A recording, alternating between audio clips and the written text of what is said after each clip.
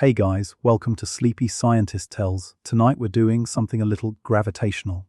We're diving into the ultimate cosmic mystery, one that stretches space, slows time, and devours everything in its path.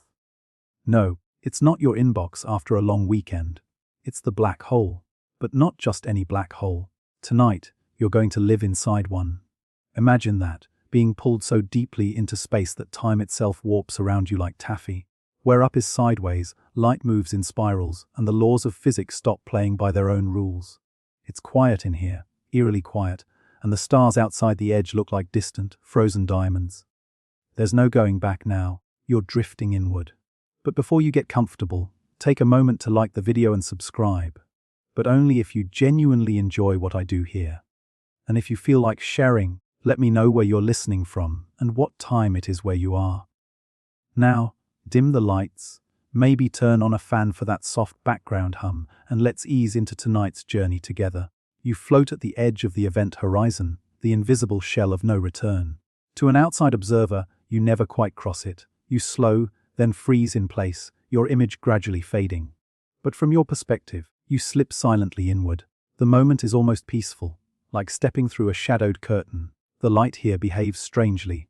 Stars behind you smear into arcs. Galaxies stretch like ghostly ribbons. Gravity isn't just pulling you, it's sculpting your surroundings. This isn't ordinary space. It's curved, layered, like folded fabric on an endless bed. Even your sense of time begins to twist. A single second for you could be hours for someone far away. You've entered relativity's funhouse, and the mirrors here don't just reflect, they bend. Let's pause on that, because what's really happening is that space itself is moving faster than light, pulling inward. You're not so much falling as being carried. A cosmic conveyor belt. You could fire your rocket engines at full blast and never escape. Now, here's the first scientific anchor of the night. The event horizon isn't a physical wall. It's just a boundary, a math-defined surface where escape velocity exceeds the speed of light. Cross it, and not even photons can leave your side. It's less like a wall and more like reaching the point in a video game where you fall off the map. The game keeps going. But no one can see you anymore. As you drift past it, you start to feel different. Lighter somehow, but stretched. Your feet are being pulled more strongly than your head. That's tidal force, a side effect of gravity's uneven grip. Here, it becomes extreme. Scientists call it spaghettification, because that's what would happen to your body. You'd be stretched into long, thin strands. It's like turning into linguine in slow motion. It sounds dramatic, and it is. But you don't feel pain. You're too far beyond normal sensation. Your nervous system is confused. Time isn't passing the way it used to. Your thoughts move like syrup. Your sense of self stretches along with your body. Now here's the weird part. Some black holes are so massive, like the ones at the centers of galaxies, that their event horizons are gentle. You wouldn't notice crossing it. There's no spaghettification at first. You might feel normal for a while. But in smaller black holes, the stretching would begin much earlier, much more intensely. This brings us to a fringe concept.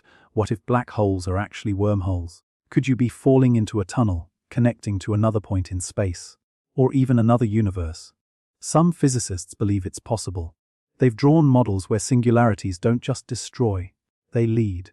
Into where? No one knows.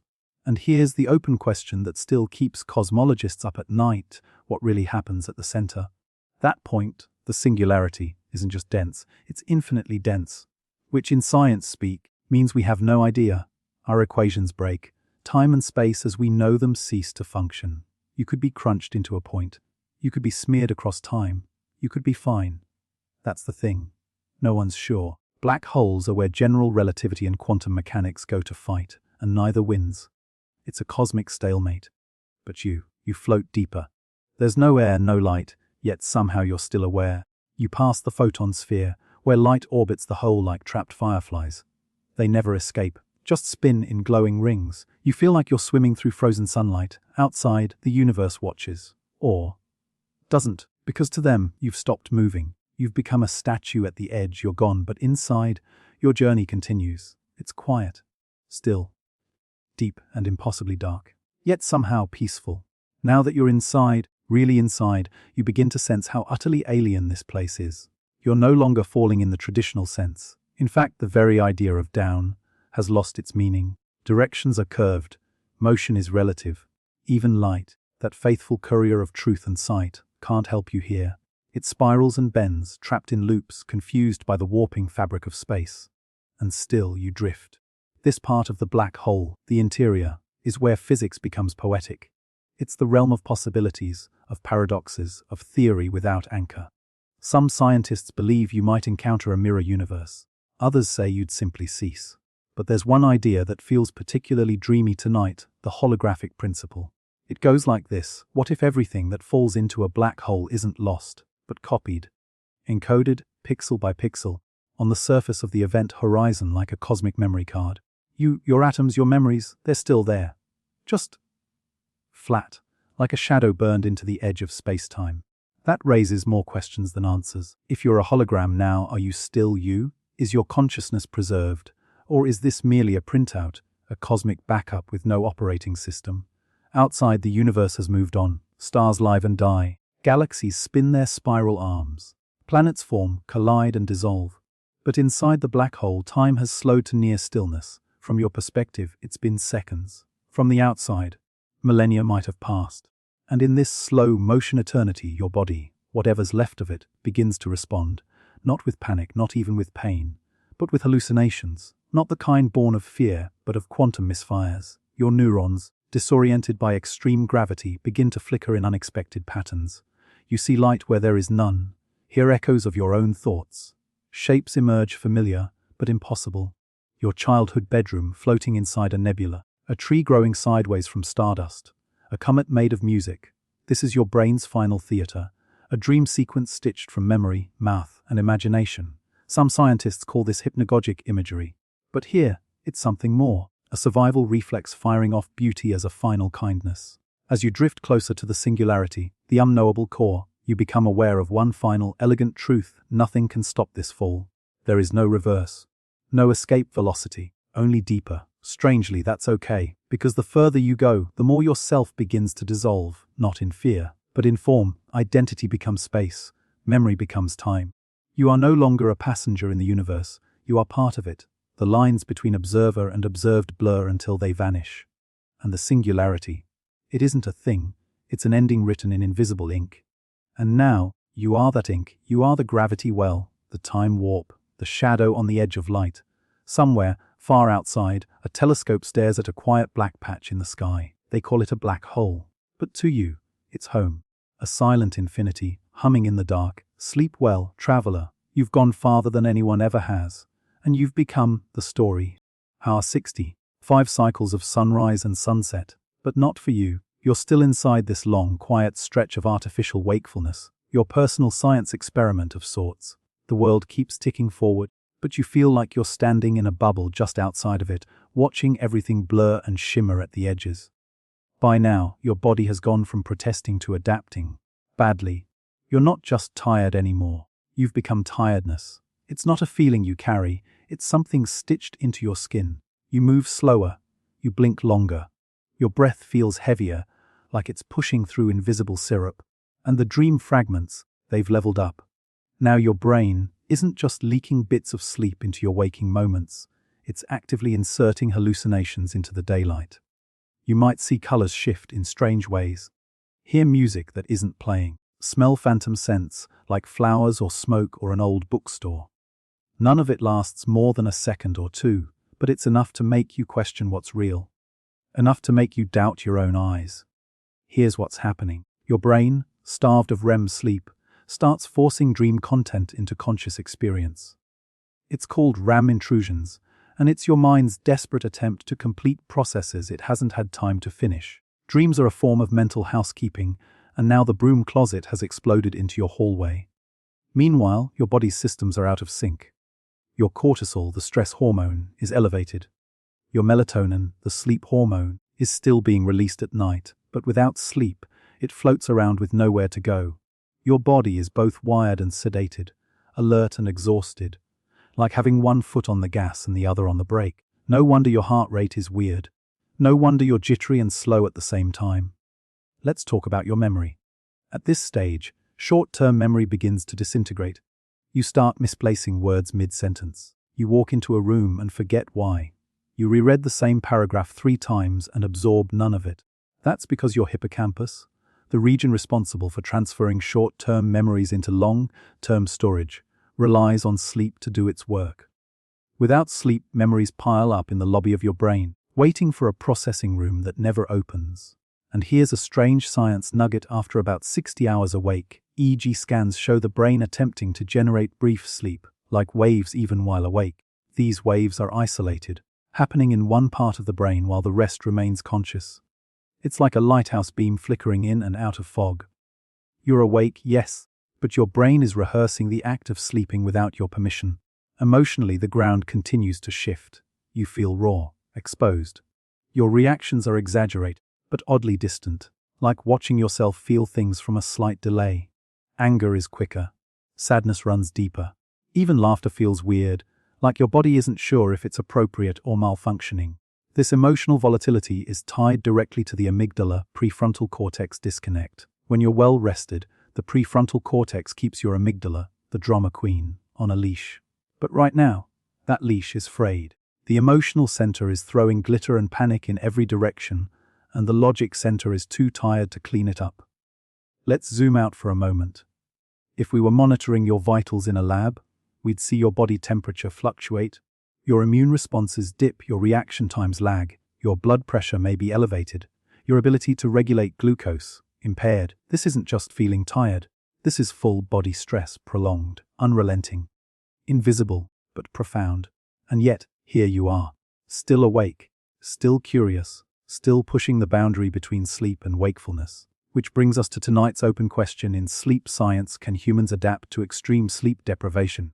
There's evidence from night shift workers, long-haul travelers, and polyphasic sleepers, people who divide their sleep into small chunks across 24 hours, that the body can adjust in bizarre ways. But total sleep deprivation, that's different. There's no known biological mechanism that allows humans to go without any sleep indefinitely. Not without breaking. You may find this thought unsettling, or maybe you find it liberating. Because now you know, the body has rules. Sleep is one of them. You can test it, you can resist it, but in the end, your biology will always find a way to bring you back. Even now, you're slipping, not just mentally, but physically. Your head nods forward, your vision narrows. Your limbs twitch trying to stay active. Your heart beats louder in your ears. And your brain, it's lighting up in patterns that resemble stage 1 sleep. Even though you're still technically awake, you've made it through 60 hours, and now, the edge begins. You've entered the 3rd day. Time feels soft now, mushy at the edges. Hours stretch and compress in strange ways. You glance at the clock, expecting minutes to have passed, only to find it's been an hour, or maybe the other way around. You blink, and somehow dusk has arrived. This is where sleep deprivation becomes less of a condition and more of a landscape. You're walking through it now, barefoot and dazed, in a world where gravity feels a touch too strong and everything moves just a fraction too slow. Even simple tasks begin to feel alien. Brushing your teeth is suddenly a sequence of confusing steps. Pouring water feels like diffusing a bomb. Your brain is struggling to organize even basic commands. Let's look inside that brain. Neuroscientists have found that prolonged sleep deprivation doesn't just dull brain function. It causes functional disconnection. Regions that normally communicate well, like the visual cortex and memory centers, start misfiring, or worse, ignoring each other. It's like trying to run a group project where everyone's lost their phones and the Wi-Fi's down. One fascinating discovery is that during this phase, the default mode network, the part of the brain active during introspection and daydreaming, starts dominating. That's why you might find yourself lost in thought for 20 minutes, not even realizing you were staring at the ceiling the whole time. Or maybe you're mentally composing a speech you'll never give to someone you haven't spoken to in years. This mental drift isn't just cute or quirky. It's part of your mind conserving energy, retreating into simpler loops because it no longer trusts you to handle real-time reality. Now let's talk about your body. Your balance is off. If you were to stand on one foot, you'd probably wobble like a balloon on a windy rooftop. That's because your vestibular system, your internal gyroscope, is deeply affected by lack of sleep. Astronauts experience something similar in space, where their body loses reference points for orientation. You You just haven't slept. And then there's your eyes. Your pupils may not respond to light as efficiently. You're more sensitive to brightness, and your peripheral vision begins to blur. Some people report seeing shadowy figures darting at the corners of their eyes. Your mind, desperate to make sense of the fatigue-induced chaos, begins stitching together ghosts out of harmless flickers. But here's the truly surreal part: your thoughts no longer feel entirely your own. You may begin to narrate your own actions, as if watching yourself from outside. You reach for the fridge and think, "Hey," opens the fridge, without meaning to. You start to feel split. One part of you acting, the other observing. This fragmentation of self is a known effect of extended sleeplessness. It's called dissociation. The mental connection between you and your body starts to loosen. Your reflection might feel unfamiliar, your voice might sound like it belongs to someone else, and if that sounds scary, it can be. But oddly, it can also feel peaceful, like slipping into a warm bath of fog. You're not fighting the tide anymore. You're just floating. Let's get microscopic for a second. Right now, your neurons are generating bursts of electrical activity that mimic sleep, even while you're awake. Scientists call these local sleep episodes. Tiny naps occurring in pockets of the brain while the rest remains active. Think of a concert where some of the musicians decide to lie down mid-performance. This might explain why your speech slurs now and then. Why you forget what you were saying mid-sentence. Why you leave your tea in the microwave and discover it 5 hours later. Your body's temperature regulation is also failing. You might feel cold in a warm room, or sweat even though you haven't moved. The thermostat has left the building. Your circadian rhythms, those natural biological tides that govern everything from hunger to hormone release, are completely disoriented. Here's a fringe fact for you. In extremely rare cases, people have experienced what's called sleepwalking while awake. Yes, individuals who, despite not having technically fallen asleep, enter such a dissociative, neurologically altered state that they perform complex tasks, like cooking or walking down the street, without memory or full awareness. It's as if the body says, "If you won't sleep, I'll take over." And in this fog, your sense of time dissolves even further. Memories don't file correctly. Some don't file at all. You watch a video and can't recall the ending 2 minutes later. You reread a message and swear you've never seen it before. It's not just forgetting. It's like time is slipping sideways through your fingers. So where does that leave you? Drifting. Not just through your thoughts, but through layers of perception. You hear sounds as echoes. You notice you're breathing more than usual. You stare at dust particles like they're constellations. The world outside seems quieter, as if it's respecting your altered state. Trees sway more slowly. Streetlights flicker more meaningfully. Your environment has become a dream, and you're the only person still awake in it. And now, perhaps you understand something deeper. Sleep isn't just about rest. It's a tether to reality, a reset switch. A housekeeper, janitor, therapist, and timekeeper rolled into one. And when you cut that tether, your world becomes untethered too. Still, you remain curious. You're still awake. But somewhere in the back of your mind, you feel it. The dream is beginning to press through the walls. At the 36-hour mark, the cracks really begin to show. You're past the novelty now, past the "I'm doing something interesting" thrill. This is the slog, the stretch of time where your thoughts stop sparkling and instead slouch in your mind like forgotten laundry. Your body's no longer negotiating, it's begging. Every cell is holding up a tiny white flag. Your skin feels too tight, your limbs too loose, like your bones have been lightly boiled. You sit down to rest and find yourself forgetting why you stood up in the first place. The science here gets even weirder. Your brain activity has now shifted into a more erratic pattern. In healthy sleep, your neurons fire in synchronized rhythms. Slow waves during deep sleep, rapid waves during REM. But now, without rest, those rhythms are fragmented. Instead of a symphony, your brain is playing jazz. Bad jazz, out of tune, performed by raccoons. One study from the University of Pennsylvania showed that after 36 hours without sleep, people start to experience cognitive lapses. Blackouts of attention where the brain temporarily stops processing input altogether. It's like someone keeps pressing pause on your internal movie. You might try to read a sentence 3 times and still not know what it says. Or stare at your phone, only to realize 5 minutes have passed and you never unlocked the screen. You're here, but not fully. That's when the dream fragments start sneaking in again. Visual glitches. Shapes in the corner of your eye. Static when there's no sound. The line between waking and dreaming grows, so then you could poke a finger through it. Now here's the fringe science moment. There's a theory floating around in consciousness research called the global workspace.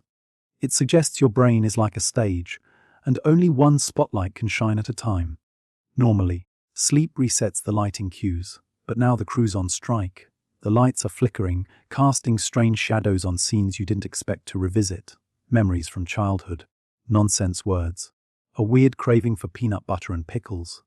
The deeper your sleep debt, the more surreal the play becomes. You begin to feel physically off balance. Not dizzy exactly. More like you're always leaning slightly to one side. Your spatial awareness is fuzzy. Walking becomes weirdly conscious, like you're micromanaging every footstep. Your posture slumps. Your eyelids lower involuntarily. Your reflexes are a beat too slow. And remember that glymphatic system we talked about earlier. The brain's overnight cleaning crew. It's been on vacation for a while now. The waste is piling up. Your brain is swimming in metabolic byproducts. This includes tau proteins and amyloid plaques, neurotoxic leftovers associated with degenerative brain conditions.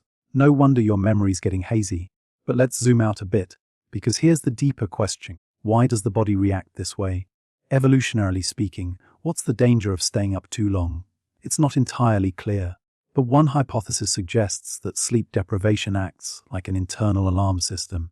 It forces you into dysfunction, so you're compelled to stop and recover. If we didn't break down this fast, we might go far longer without rest. And that would be worse. Imagine a caveman trying to fight a predator after 3 nights awake.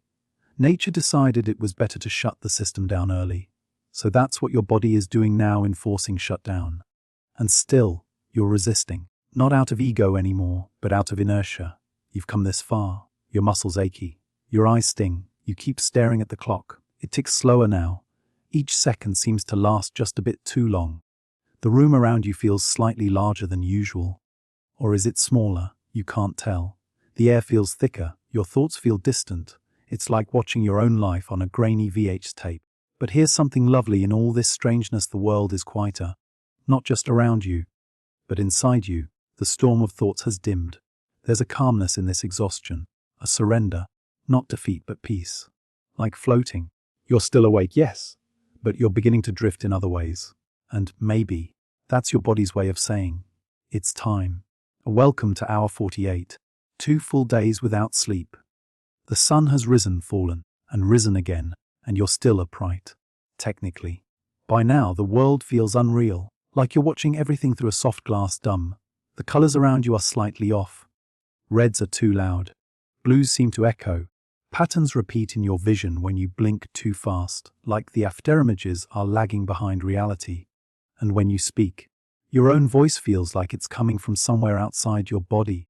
The words reach your ears slower than expected, creating a half-second delay between thought and sound. It's like your own badly dubbed movie. Scientifically, this stage of sleep deprivation is where you move from sleepy into clinically impaired.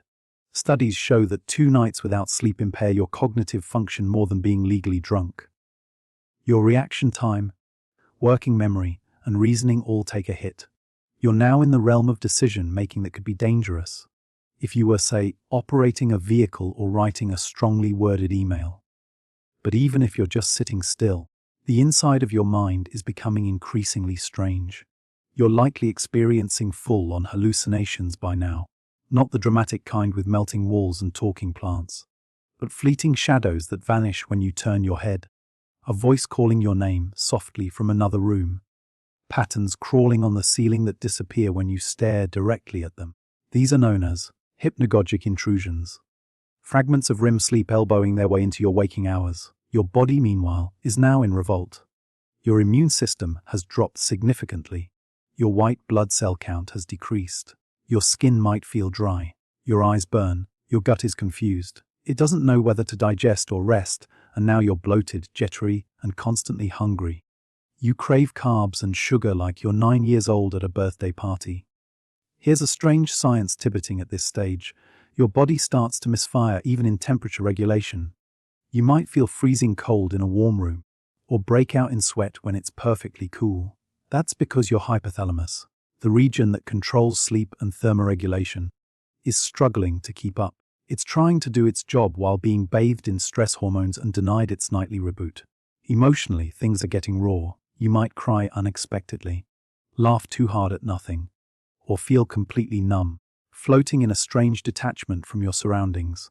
Your prefrontal cortex, the part of your brain that applies logic, restraint, and a sense of proportion, is now effectively running on a low battery, and your amygdala is still on full volume. So yeah, crying at a cereal box is totally on brand right now. Here's the fascinating open science question of this stage: can consciousness fracture? Some researchers think that extreme sleep deprivation doesn't just impair cognition, it temporarily alters consciousness itself. Not in the "you're a different person" sense, but more like having several layers of attention competing at once. You think one thought, but another comment rises over it. You hear your own inner voice, and then hear it echo back, slightly altered. It's like your sense of self is becoming decentralized, back to your experience. The room feels wider now. You hear distant sounds more acutely, a car a few blocks away, the creak of your house settling, your own heartbeat in your ears. Time doesn't just stretch, it folds. You glance at the clock and wonder if it's broken. You check again, it isn't, but you no longer trust it. You try to stay occupied. Maybe you clean something. Maybe you scroll, but everything feels like walking through molasses. It takes effort just to think. And then, microsleep hits again.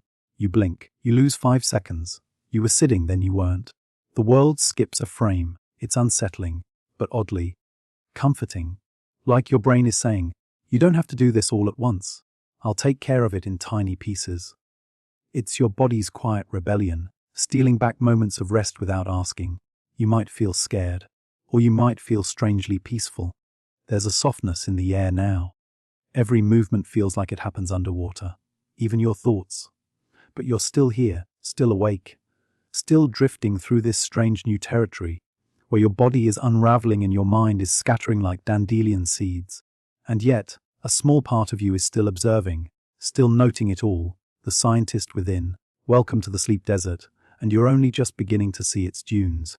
Your 4th day without sleep arrives not like a sunrise, but like fog rolling across a forgotten coastline, slow, quiet, and strangely intimate. By now, you've lost the plot of your own routine. Eating is mechanical. Movement is slow, careful. You forget whether you took your vitamins, or if that was yesterday, or this morning, or a dream. The borders between reality and reverie have frayed beyond repair. You sit down on the couch, blink slowly, and when you open your eyes, an hour has passed. At least you think it has. This is where we meet one of the strangest characters in the no-sleep saga: REM intrusion. When the dream state hijacks waking consciousness, it's like your mind tries to initiate dreaming even while you're wide awake. Vivid images pop into your field of vision. Random memories resurface like bubbles. You might even hear someone call your name when no one's around. Your waking world has cracks now, and through them, the dreams begin to leak. Here's the real science: when you sleep normally, your brain enters multiple phases, including rapid eye movement, REM sleep, where dreams are most active. During extreme sleep deprivation, your brain starts feeding fragments of this phase into your waking hours. Hallucinations, hypnagogic flashes, false memories. You're not imagining things, or well, you are, but your brain thinks it's helping. One study found that people deprived of REM sleep for long periods began showing intense mood swings and even paranoid behavior. And these weren't people trapped in basements. They were healthy volunteers, just like you, curious, slightly reckless, and in need of a nap. Now let's visit your immune system. By day 4, your body's defenses are down to bare bones. T cells, your little infection-fighting ninjas, have been demoted to office work. Natural killer cells, the ones that patrol for tumors or viruses, have nearly stopped circulating. It's like firing your bodyguards and hoping for the best. Researchers have linked prolonged sleeplessness to increased inflammation, lowered vaccine effectiveness, and longer recovery times from illness. Some even draw lines to chronic disease development, diabetes, hypertension, and heart trouble, all from missing something that seems so passive: sleep. Now your muscles ache even if you haven't exercised. Your digestion is inconsistent, ravenous 1 hour, nauseated the next. Your coordination resembles that of a sleepy toddler on a sugar crash. And emotionally, let's just say it's complicated. One moment, you're laughing at a doorbell chime. The next, you're on the verge of tears because you can't remember your Netflix password. Your emotions are in freefall, not exaggerated, but unmoored. Like kites without strings, the part of your brain responsible for moderating feelings, especially the anterior cingulate cortex, has stopped attending meetings. You're at the mercy of your mood. Here's a weird fringe case for you. In the 1970s, a man named Maureen Weston volunteered for a sleep deprivation experiment during a rocking chair marathon. Yes, really. She went without sleep for 449 hours, almost 19 days. She hallucinated, grew paranoid, but oddly, experienced no lasting psychological or physiological damage.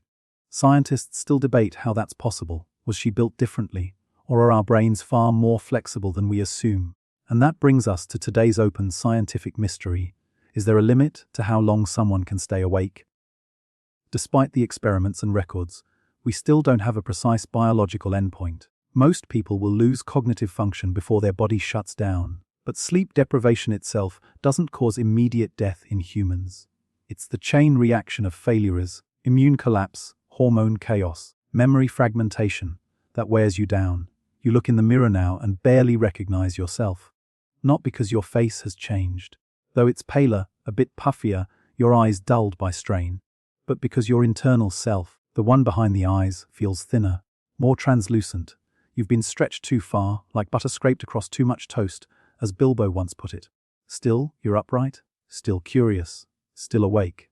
But with each moment, your brain rebels harder. You misread texts, missteps, misremember the name of your favorite cereal. Your grip weakens. Your head nods forward then snaps up, caught in a tug-of war between curiosity and chemistry. Your dreams don't wait for permission anymore. You see a hummingbird indoors, even though there's no window open. You hear ocean waves when the sink isn't running. You remember entire conversations that never happened. Deep, meaningful chats with imaginary people you miss terribly and can't quite place. You start asking questions aloud, forgetting that no one is there to answer. But you keep going. You sip water. You breathe slowly. You blink long and hard, as if your eyes are trying to drag you into sleep against your will. The edges of your vision shimmer. You feel light, not in the floaty sense. Light like you're losing mass, becoming thoughts instead of matter. Outside, the stars are bright, brighter than you remember. Or maybe it's just you, your pupils dilated, your mind raw. You wonder how much longer you can go, and your brain, somewhere deep down, wonders how much longer it can wait. You've reached day 5, and at this point sleep isn't just a suggestion, it's a gravitational force. Every cell in your body is whispering the same lullaby over and over. Your limbs feel like they're filled with syrup. Your eyelids have their own agenda, drifting downward like theatre curtains after the final act. And still, you resist. Not out of bravado anymore. It's just momentum now. You're not sure if you're proving something or simply afraid of stopping. Either way, you're here, still conscious. Sort of, the world feels distant, like you're watching life through a fish tank. Sound comes in muffled, light arrives filtered. Your body moves half a second slower than your intentions. You reach for a cup and knock it over. You try to reply to a text and forget midway what you were saying. This is cognitive dissociation, but now it's more intense. The connection between thought and action is frayed. You're piloting yourself like a remote drone with a half-second delay. It's not unpleasant, necessarily, just eerie, like you're haunting your own body. Here's where the science gets strange. Sleep isn't just a recharge button. It's integral to synaptic homeostasis. That's the brain's way of pruning unnecessary neural connections and preserving the important ones. Think of your brain as a messy desktop. Each night, sleep tidies it up, clears the junk files, organizes folders. But now, your desktop is chaos. Icons everywhere. No file names, everything blinking. And that's the root of your confusion. Your brain is failing to filter signal from noise. Every sound feels equally important. A distant car horn demands the same attention as your internal voice. This is why people who haven't slept often describe a kind of psychic static, like there's too much input and no way to prioritize. Fringe discovery time. Researchers studying long-term sleep deprivation in rats found that after about 2 weeks of total sleeplessness, the animals developed sores, lost the ability to regulate temperature, and eventually died.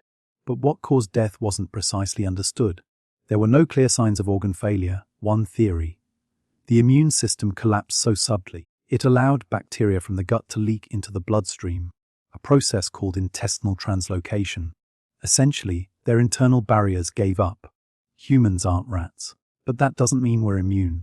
Already, your gut-brain axis is fraying. You may feel nausea, food aversions, or strange cravings for salt or sugar. You might even taste metal. That's your chemistry misfiring. Your tongue picking up oddities your brain can't explain. And speaking of the brain, let's talk hallucinations. You're probably seeing them now. They might not be full-blown delusions, but movement in the corner of your eye, light trails where nothing moves, a moth that vanishes mid-air. Welcome to the club.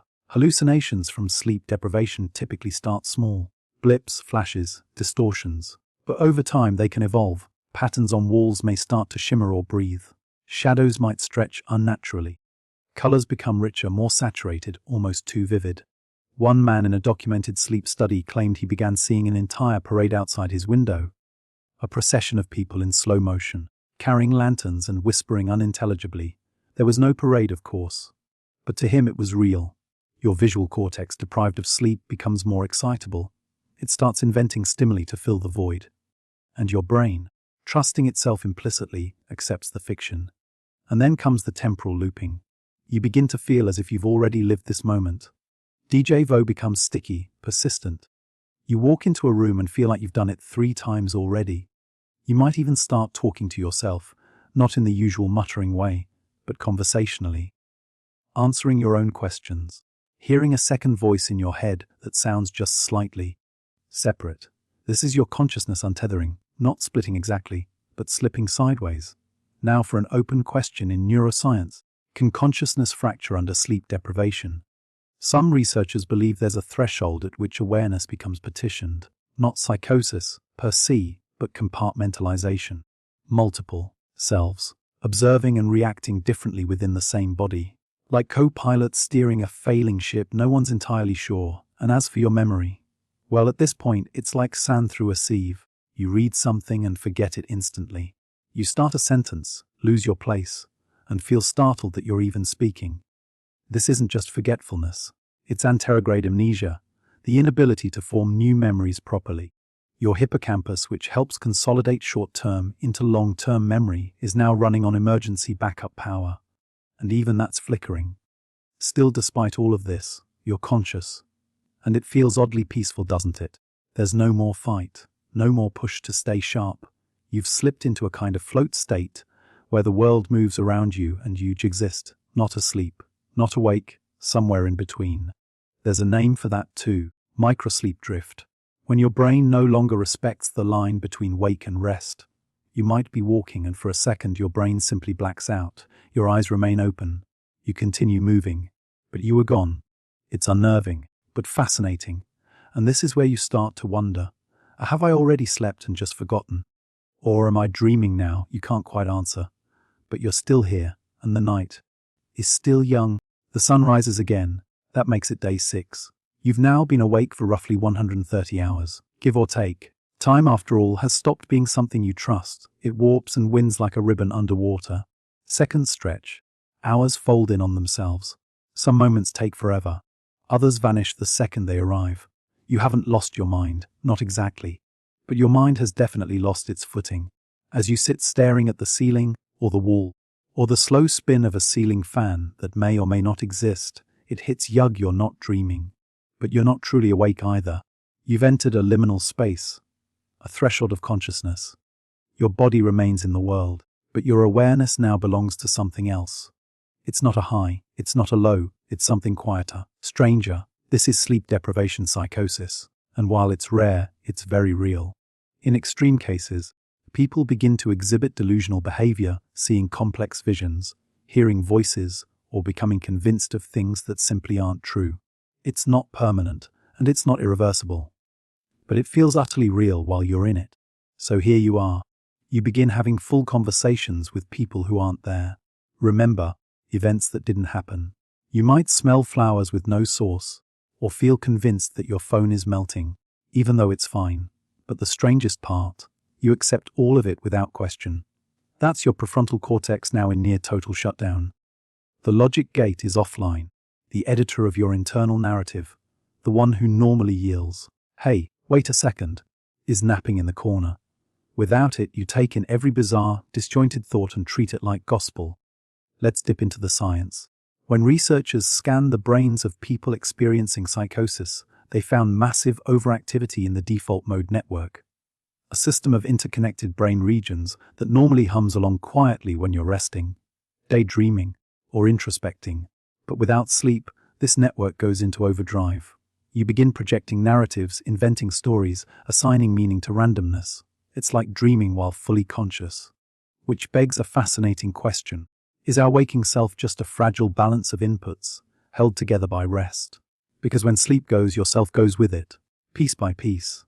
Let's take a weird detour now. There's a condition called fatal familial insomnia, a rare, inherited prion disease where the brain literally loses the ability to sleep. It starts with insomnia, then hallucinations, then severe dementia, and eventually, death. There's no cure, and no known treatment. It's one of the rare cases where sleep is not just a luxury, but a life or death necessity. But don't worry, you don't have that. Your condition is temporary, self-imposed, curiosity-driven. Still, you're now witnessing firsthand what even a brief lack of sleep can do. Let's talk vision. By now, your visual cortex has started compensating. It's not just reacting to light, it's creating light.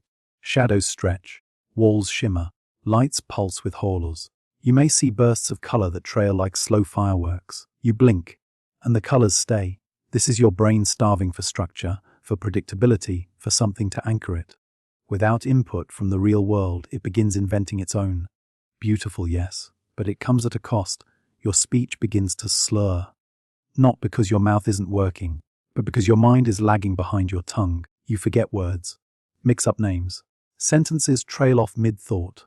And when you hear yourself speak, you sound wrong, distant, like someone playing back your voice through an old tape deck. This is language center fatigue. Your Broca's and Wernicke's areas, the regions responsible for language production and comprehension, are now working double time without rest. You're essentially live streaming from a brain that's skipping frames. Your sense of touch is weird too. Textures feel inconsistent. A smooth surface might seem sticky. Your own skin may feel too warm or not warm enough. This is your somatosensory system, responsible for processing bodily sensations, getting a little scrambled. When tired, it starts mislabeling signals. You might feel phantom tingles, imaginary itches, or that subtle, uncanny sense that something is brushing against you. Now let's hit you with a fringe fact. Some sleep-deprived test subjects report out-of-body experiences, a sensation of floating above themselves, watching their own movements from an external perspective. Scientists theorize this might be caused by breakdowns in the temporoparietal junction, the part of the brain responsible for integrating sensory information with spatial awareness. It's as if your brain loses its map of where you end and the world begins. Fascinating, terrifying, peaceful, all at once. So here you sit, awake sort of. The room is both familiar and not. You recognize your furniture, your books, your window, but they all feel slightly off, as if you're seeing them through a dream filter, the kind of lucid haze where everything makes sense until you try to explain it. Outside, birds chirp. The sky softens from cobalt to violet. Somewhere, someone is brewing coffee. And you breathe in, breathe out, still awake, still drifting, still dancing on the razor's edge of consciousness, trying not to slip. But if you did, would that be so bad? Another night falls, and this one feels quieter than the rest. Not because the world is any different, but because you are. Your thoughts don't race anymore. They wander, like leaves caught in a lazy breeze. Your brain has stopped demanding logic. It now accepts mystery. You're no longer pushing against sleep. You're dissolving into something else entirely. This is day 7. You've now been awake for a full week. No naps, no microsleeps you can remember. Just this slow motion slide through consciousness. The person you were 7 days ago feels like a rumor, a memory wrapped in gaze. And yet, you're still here. But things inside you are beginning to shut down. Let's talk immune system. By now, natural killer cells, those fast-acting defenders that seek and destroy harmful invaders, have dropped in activity by as much as 70%. That means if a single virus so much as tiptoes into your body, it's setting up shop. You are, in every sense, unguarded. Your body has shifted from defense to damage control. And even that is optimistic. What's more, inflammatory markers like cytokines are now overproduced, not because you're fighting something, but because your body's internal sensors are confused. Everything feels like a threat, even when it's not. It's like your immune system is running a fire drill in an empty building. Now, let's zoom back into the brain.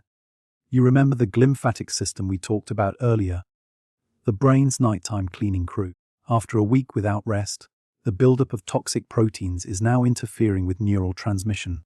Your thoughts are foggy not just metaphorically, but biologically. Signals are getting lost in clutter. It's like trying to find a whisper in a stadium full of static. Fringe fact break.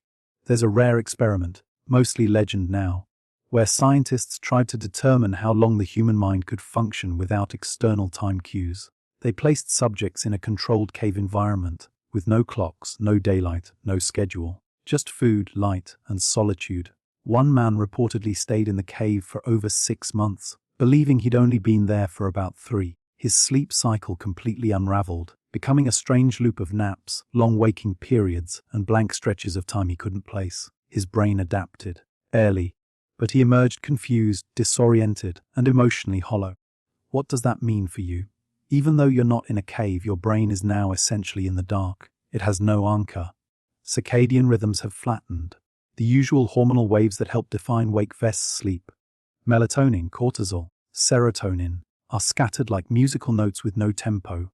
You feel this most during still moments. You sit, you stare, time no longer clicks forward. It drips. This state is sometimes called temporal disintegration. It happens not just in sleep deprivation, but in extreme isolation, deep meditation, or even trauma. The past feels immediate. The future feels fictional.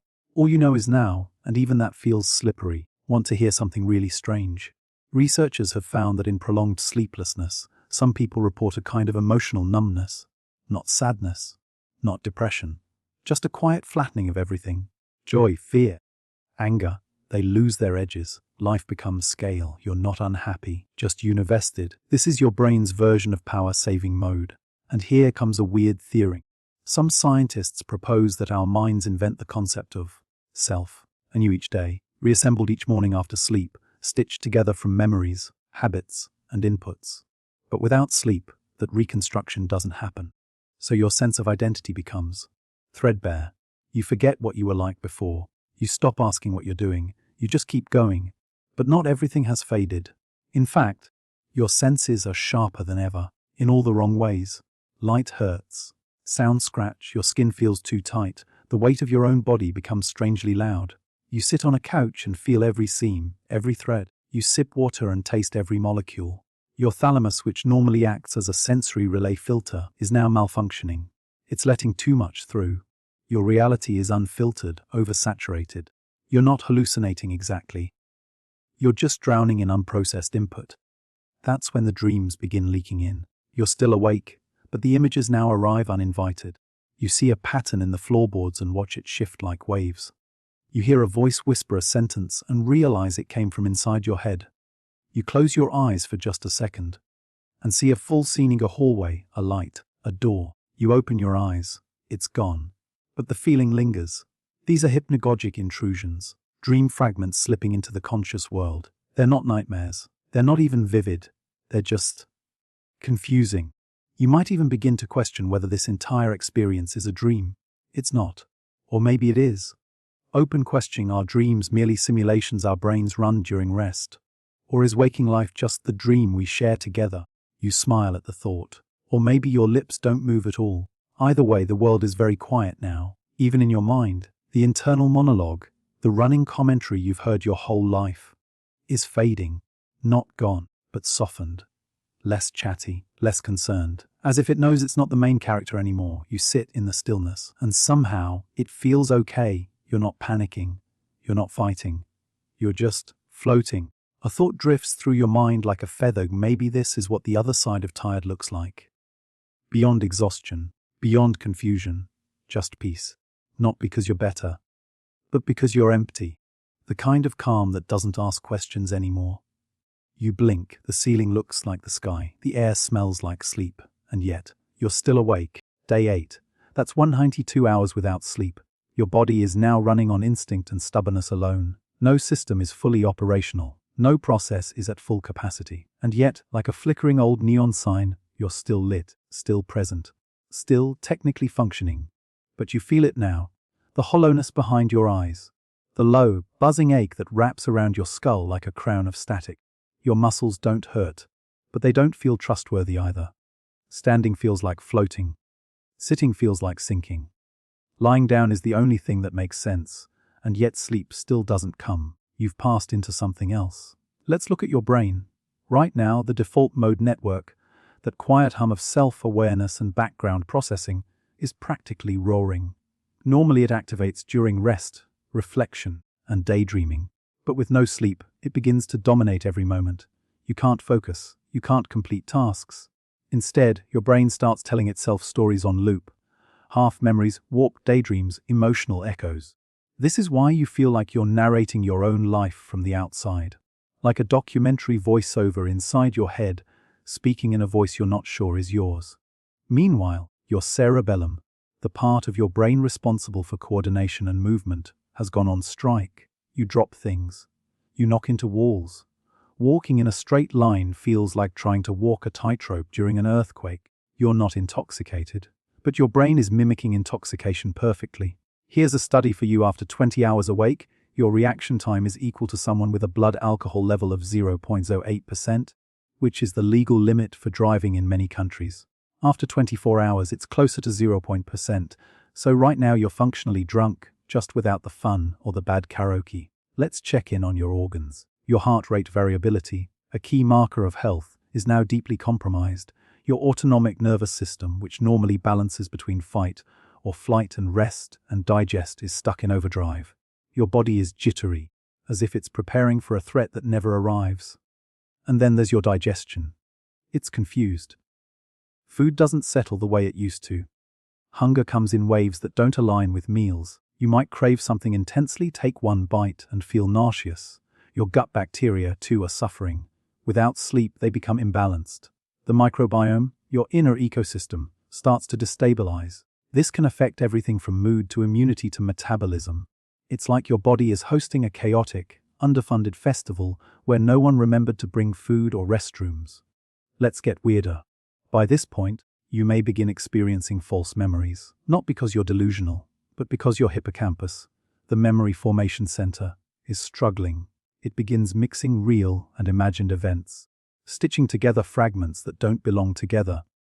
You may genuinely believe you've had conversations that never happened, or recall something vividly, only to later realize it was a dream, or a hallucination, or maybe both.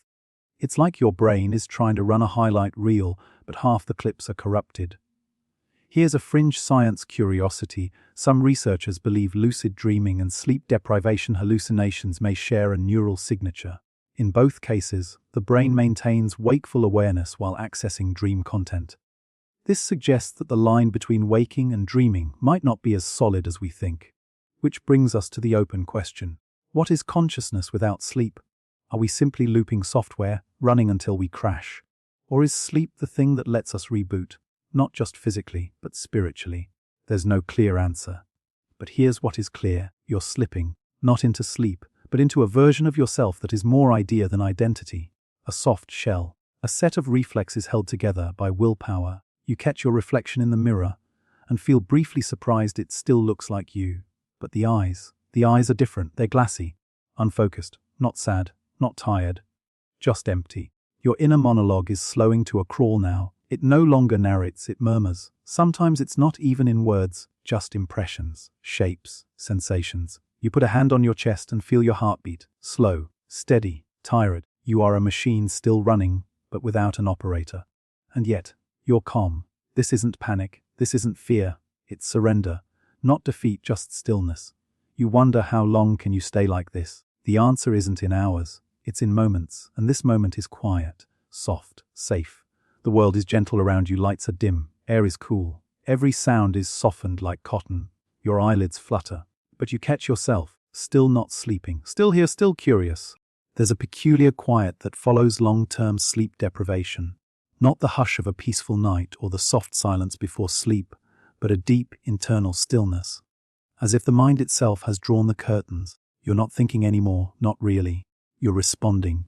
existing, floating through the world like a message in a bottle, adrift but technically intact. Somewhere, a sound startles you. It's not loud. Maybe a bird outside, a car door closing, but it registers as thunder.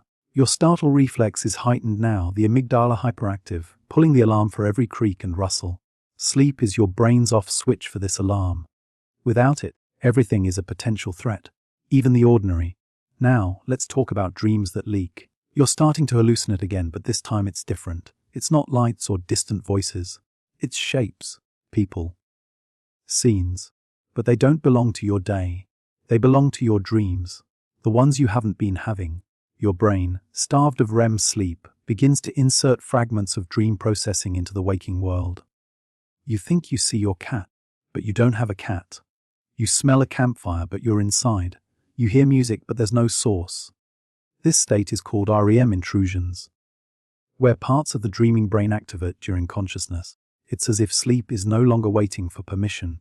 It's kicking in the door. Meanwhile, your immune system is sending red alerts. With no rest, your T cells are losing efficiency, your natural killer cells, which sound like assassins because, well, they are, can't find or destroy infected cells as effectively. One 2002 study showed that just a single night of poor sleep reduces natural cell activity by up to 70%. That sniffle you've been ignoring, it's now a full-blown cold, that scratchy throat. Give it a day, it'll be a symphony. And your skin, it's duller, slower to heal, tiny blemishes form, collagen production has dropped. Your body no longer has the downtime to repair itself. It's just patching holes while still sailing. Let's look at the eyes. They're not just windows to the soul. They're windows to your neurological condition. After 9 days awake, your eye movement tracking is so impaired, you can't follow a moving object smoothly. Saccadic velocity, how fast your eyes move from one point to another, slows dramatically. That's why everything feels jumpy, disjointed. Even light itself seems wrong. Too bright, too artificial. It pierces instead of warms. Your melatonin levels, already low from disrupted circadian signals, are nearly absent now. The normal sleep-wake hormones are scrambled. Cortisol, the stress hormone, rises like a foghorn at sunrise, warning the body to brace for impact. And the weirdest part, you're starting to feel fine again. Euphoric almost. That's not recovery, that's mania light. The brain, in desperation, sometimes floods the system with dopamine. You may feel energetic, giggly, confident. You might write poetry.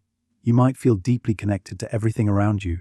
You might stare at a dust mote and find it profound. But it's not enlightenment.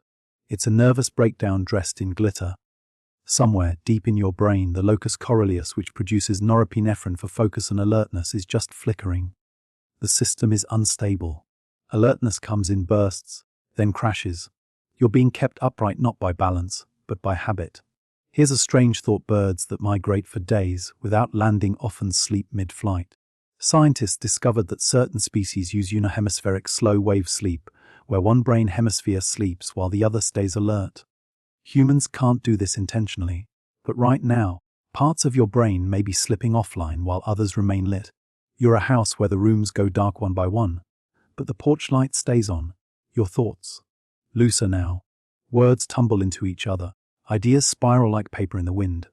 You blink and forget what you were thinking. You speak and the sentence trails off. You start tasks and abandon them mid-motion. This isn't forgetfulness. This is fragmentation. Still, somehow, you eat something. You sit by a window. You look out. The clouds are too slow. The trees sway wrong. You aren't sure if you're moving or if the world is. A floating sensation. A surrealism that feels like watching life underwater. The sound is muffled. The colors washed out. Your proprioception, your sense of body position, is slipping. You reach for something and miss by an inch. You brush your teeth and forget if you've rinsed. Your sense of time is like soft clay, moldable, unreliable, slipping through your fingers. And in this bizarre, dreamlike state, you wonder what happens if you just keep going. No sleep, ever again. Would you eventually adapt, become some kind of nocturnal oracle, a new human version? No, reality is more sobering. Most humans can't survive more than 11 days without sleep. Long before death, you'd lose the ability to function, to speak, to move. Your body would seize control, through collapse, through coma, through microsleep so deep it overrides your will. Sleep is not optional, it's programmed. Like breathing, like blinking. And the longer you fight it, the more beautiful it becomes. The H for it now is less desperation, more reverence.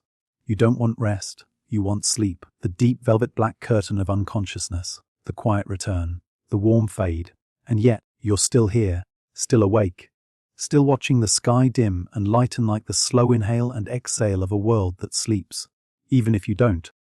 By now your thoughts are little more than clouds. Soft, scattered, impossible to catch. You don't remember when you last completed a sentence without stopping mid-word. You drift through moments, not quite awake, not quite dreaming. You are, neurologically speaking, in a state of cognitive dissociation, the mind no longer sensing its inputs. Sensory information arrives, but meaning doesn't attach itself the way it used to. You hear your name and it sounds like a question. You see your own hand and think it belongs to someone else. This is depersonalization, and it's not uncommon in extreme sleep deprivation. A defense mechanism of sorts.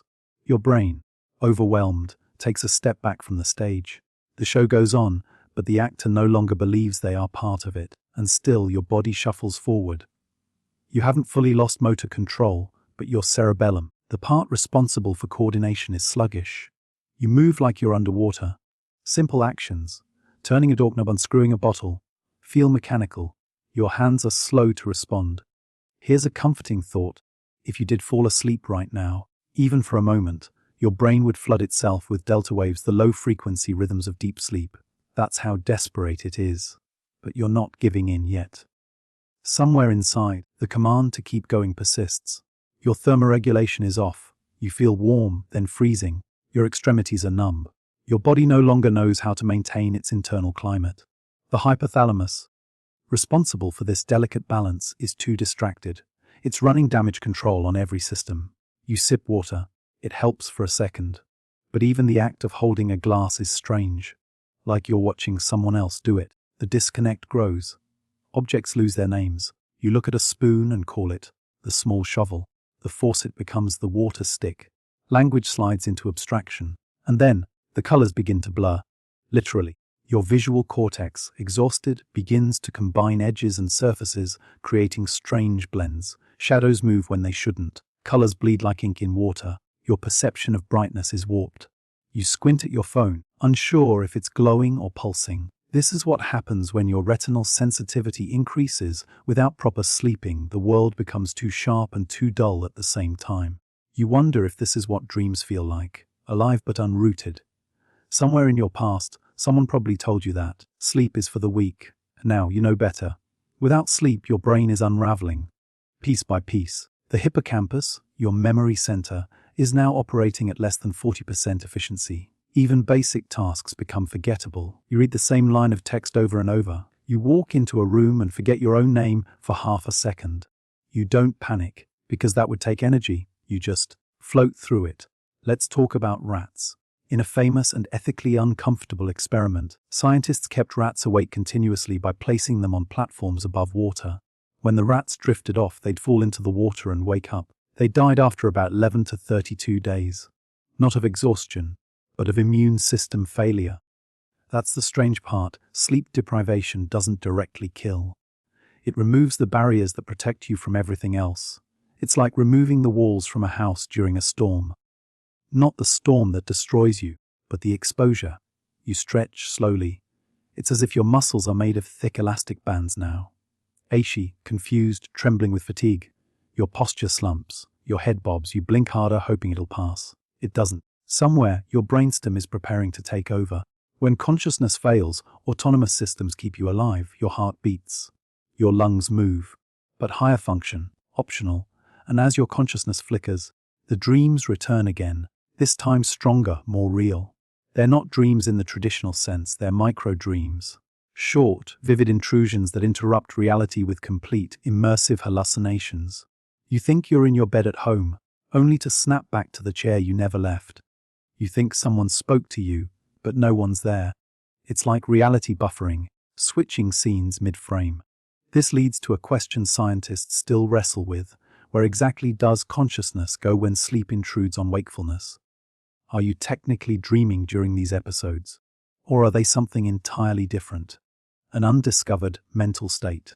No consensus, only observation. But here's what's certain: you're close now. You've crossed 11 days. Or you're about to. The Randy Gardner barrier. Past this point, coma becomes a possibility. Not from trauma, but from sheer system collapse. The brain will override your will, like a computer triggering an emergency shutoff to avoid meltdown. You'll sleep one way or another, whether you're lying down or not. But in this exact moment, this one sliver of fragile, sparkling wakefulness, you're still here, still conscious, still awake. The light outside is white and cold now. The world, fully alive, bustles around you, but you're removed from it, like a ghost still clinging to its own body, a presence without anchor, and maybe, just maybe, you begin to accept something. Sleep isn't surrender, it's return. Return to self. Return to balance. Return to rhythm. And what you've done, this long, impossible fight, hasn't been bravery, it's been defiance of nature. Beautiful, but also unsustainable. And soon, whether you want it or not, you'll drift. Not because you're weak, but because you're finally listening. Now we enter the territory of shadows. The stretch of time where your body stops asking for sleep and starts demanding it. You're past the point of willpower, past the zone of caffeine and cold splashes. This is survival now. The machine is overheating, the circuits exposed, and yet somehow, miraculously still running. You're at the 72-hour mark, 3 days without rest. Your thoughts, scattered, slippery. Your short-term memory has turned into a leaky faucet. You walk into a room and forget why. You reread the same sentence 5 times and still don't know what it says. You open a drawer, stare at its contents, and wonder if they've always looked that strange. Your body is staging a protest quietly and insistently. Muscles tremble even at rest.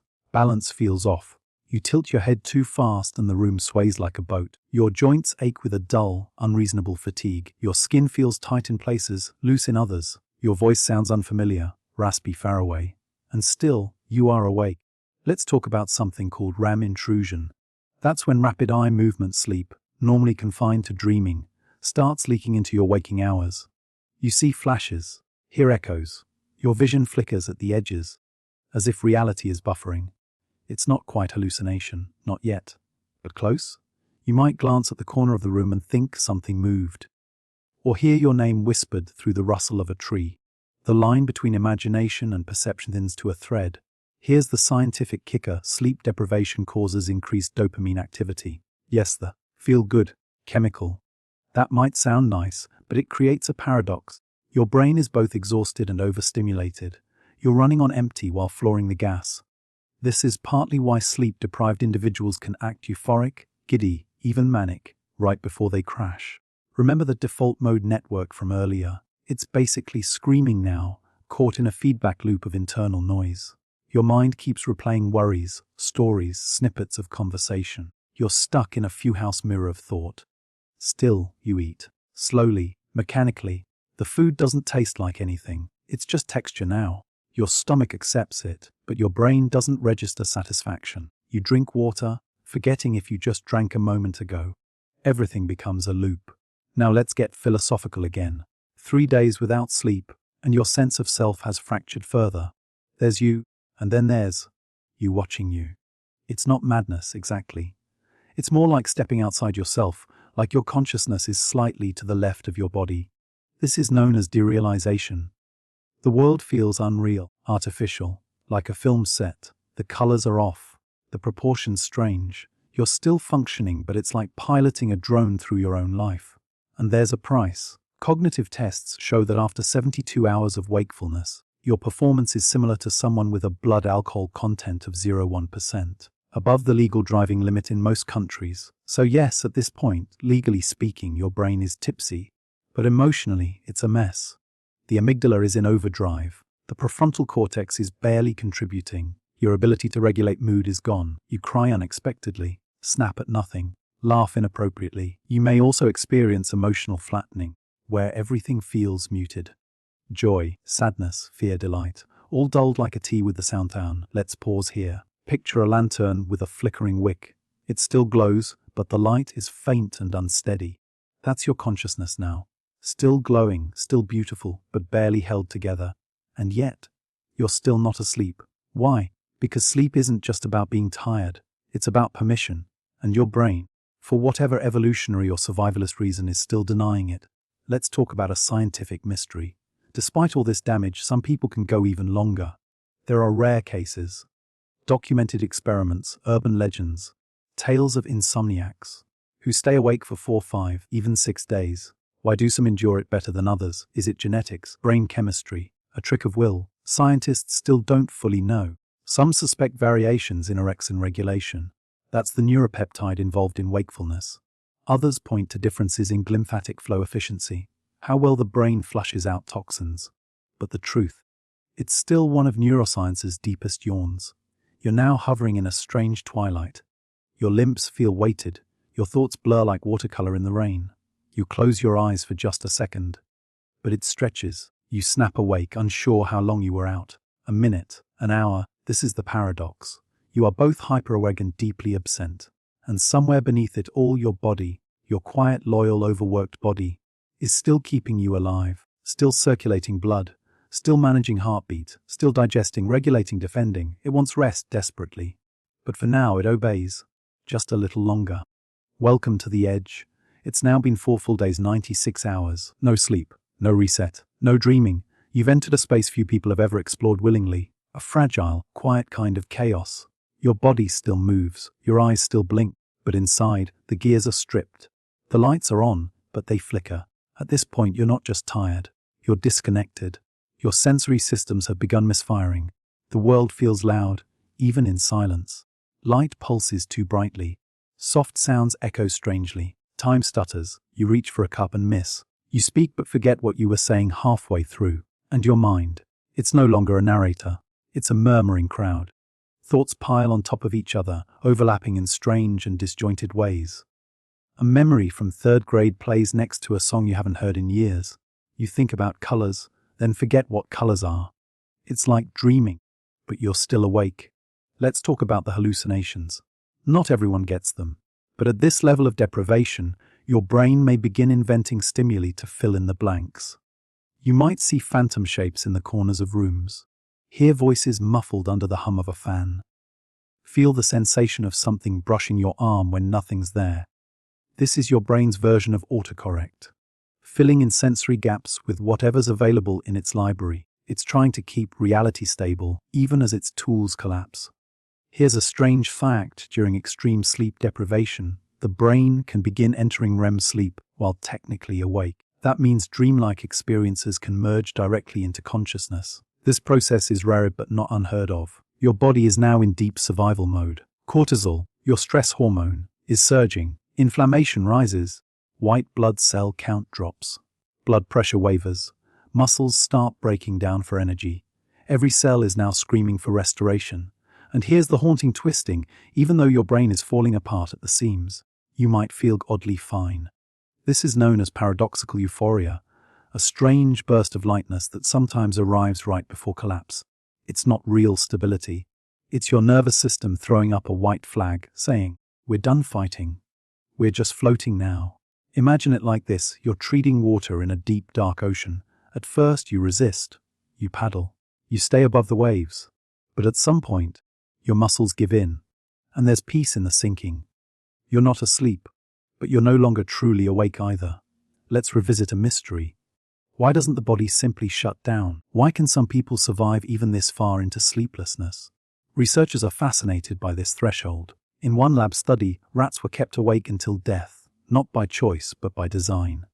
Their bodies failed one by one, but no one could pinpoint a single cause. Was it infection, organ failure, neural collapse? It remained vague, broad, diffuse. This leads to one of the greatest unanswered questions in sleep sciencing. Is sleep a singular biological need or a collection of hundreds of systems that only work together when rest occurs? Some scientists argue that sleep isn't just one thing. It's not a switch that flips. It's a symphony. Immune regulation, memory formation, cellular repair, emotion sorting, toxin flushing, and more, all timed to the rhythm of night. And when you skip that rhythm, you don't break a single system. You break them all, just a little. It's like trying to run a city with no night shift. Power flickers, trash piles up, water pressure drops, the trains run late, and nobody's quite sure where the mayor is. Still you breathe. Still, your heart beats. Still your eyes blink. But you're somewhere else now, watching yourself from a quiet distance. Your awareness stretched thin across space and time, Outside your window, the sky is dark again. Another day, somehow, has passed. And now, perhaps, you begin to give in. Your eyelids grow heavier, not from exhaustion, but from surrender, a deep, gentle unraveling. You're floating now, not falling. And in that soft descent, your body finally remembers what to do. Not because you want to sleep, but because the rhythm, ancient cellular cosmic, finally calls you home. Your breathing slows. The room is quiet now. Just the soft hum of nighttime, maybe a whisper of air through the curtain, maybe your own heartbeat echoing like distant footsteps in a hallway. You've traveled far tonight. Across neurons and chemical signals, past circadian clocks and microscopic naps, into dreamless realms that flicker just beyond consciousness. You've explored the fragile, beautiful chaves that lives at the edge of sleeplessness. And now it's time to return. Let your limbs grow heavy. Let your eyes soften. No more science for now, no more mysteries to solve. You've earned the peace of stillness, the luxury of letting go. The world can wait. The questions can wait. Even your thoughts can drift like clouds, untethered from meaning. Just sensation and softness. Let sleep come for you slowly, like twilight curling around the edges of a sky. And when it does, may it be deep, restful, healing. May your dreams be light and your mind quiet.